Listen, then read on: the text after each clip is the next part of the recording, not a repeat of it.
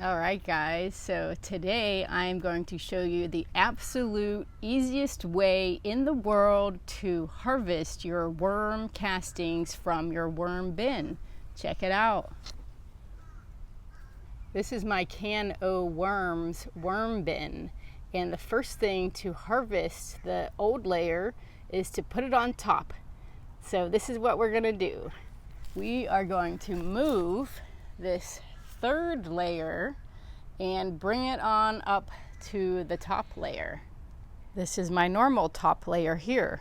This is where I go to feed the worms. I peel back the paper, I put in fresh food, and then the worms eat it. So this is going to be underneath the worm bin. I'm trying to get the worms out so the worms can crawl down under and into this active layer. So this is the bottom layer, and this is some really nice worm castings ready to be harvested. Look how dark and beautiful these worm castings are. They're just a little wet and a little sticky. So we want to bring them up to the top layer to dry them out. What you want to do is just gently scrape away the top layer of the worm castings, and then the worms will crawl down into the other layer. If they don't want to cooperate, just bury them down in there. Now, if you want to speed up this process, then you can add something like coconut coir or potting soil. And so I'm using coconut coir here, and I'm mixing it into the top layer, which then it's going to cause it to dry out and be less dense.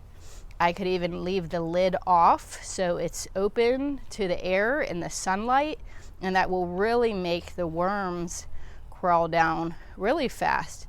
So you can even do this a little bit at a time and mix this together and then harvest this part out, or you can do the whole batch and mix it down deeper, and you can already see the worms crawling down to the other areas, but put a bunch of this stuff in and mix it real thoroughly, and then all the worms will crawl right out of the bottom, and then you'll have all these finished castings ready to harvest.